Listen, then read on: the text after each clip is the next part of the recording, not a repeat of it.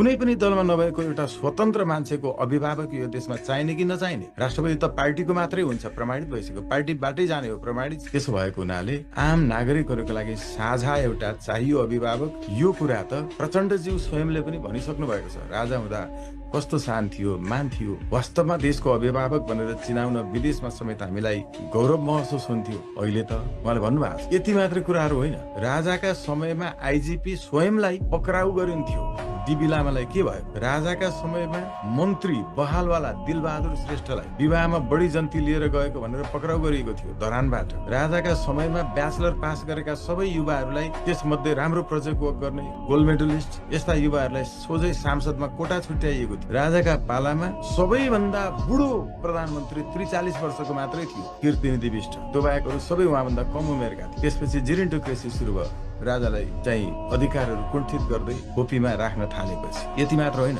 राजाका पालामा पञ्चायती संविधानको धारा 38 को उपधारा 1 को खण्ड 6 मा अहिले युवाहरूले माग गरेको, मैले 13 वर्ष अगाडि उठाएको राइट टु रिकल, सांसदहरूले गलत काम गरे भने फिर्ता बोलाउन पाउने अधिकार, प्रत्याह्वानको अधिकारको व्यवस्था गरिएको थियो। राजाका पालामा अहिले जस्तो मुगुको मान्छेहरूको औसत आयु बढेर 43 वर्ष छ, सरकारले राखेको डेटा, केन्द्रीय तथ्याङ्क विभागको डेटा। तर 45 वर्षपछि मात्रै तिमी, अर्थात् मरेपछि राष्ट्रपति 45 वर्षपछि मात्रै भनेर संविधानमा लेखा। युवाहरूलाई भर्खरै करप्टोलोजी भन्ने विषय छ, भ्रष्टाचार विरोधी विज्ञान, त्यसमा गोल्ड मेडल गरेको एउटा युवालाई ल्याएर अख्तियारमा चाहिँ भ्रष्टाचारलाई करापझाप बनाएर समाउने ठाउँमा, अनुसन्धान गर्ने ठाउँमा राख्नु हुँदैन भनेर संविधानले लेखा छ। त्यहाँ त बुढेसकाल लाग्न थालिसकेपछि 45 वर्ष नकटिकन अख्तियारको आयुक्त, प्रमुख आयुक्त बनाउन हुन्न भनेर लेखेको छ। यस्तो युवा विरोधी, जेन्जी विरोधी संविधान राखेर अनि कसरी हुन्छ देशको प्रगति? सिधा छ नि, अरू धेरै कुराहरू छन् त्यसमा प्रश्नहरू अनुसार जालन, तर सिधा सिधा नागरिकले हेर्दाखेरि सबैको साझा थियो, कुनै दलको थिएन, एउटा सम्मान थियो विश्व सामु। योभन्दा चाहिने के हो अभिभावकीय भूमिका? अहिले अख्तियार चाहिँ